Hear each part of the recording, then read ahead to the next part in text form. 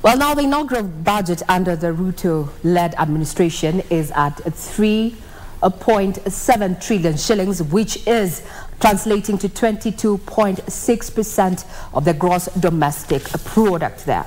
That is an increase of around an estimated 400 billion shillings from the current financial year, where government actually intended to spend 3.34 trillion shillings, which is 400 billion shillings more than what we had last, or rather the current financial year.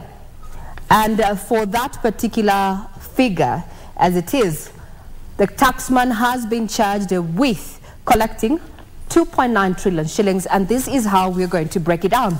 In ordinary revenue, that is 2.5 trillion shillings, while appropriation in aid will account for 348.8 billion shillings and grants at 42.2 billion shillings.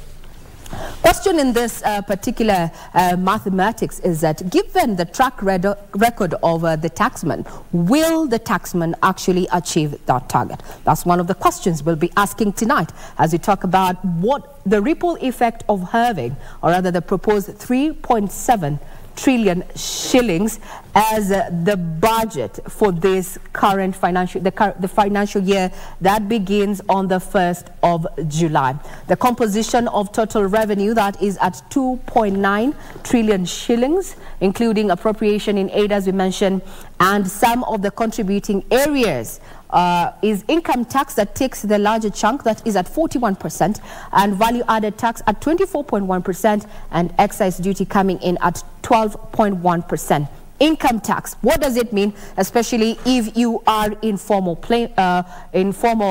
employment? There's been conversation, especially this week, with what we saw in Parliament in regard to the finance bill there. We'll be talking about that and also the value added tax.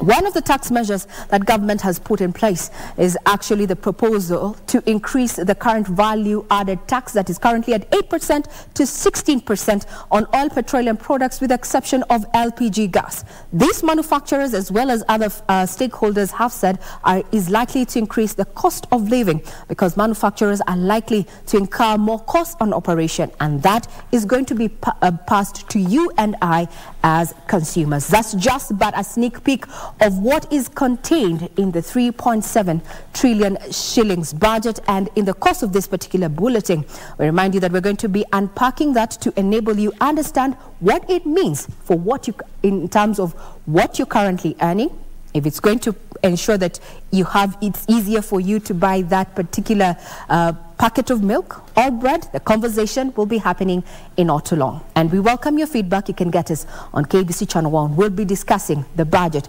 2023-2024, the inaugural budget under the Kenya Kwanza administration that actually is domiciled under the bottom-up economic model.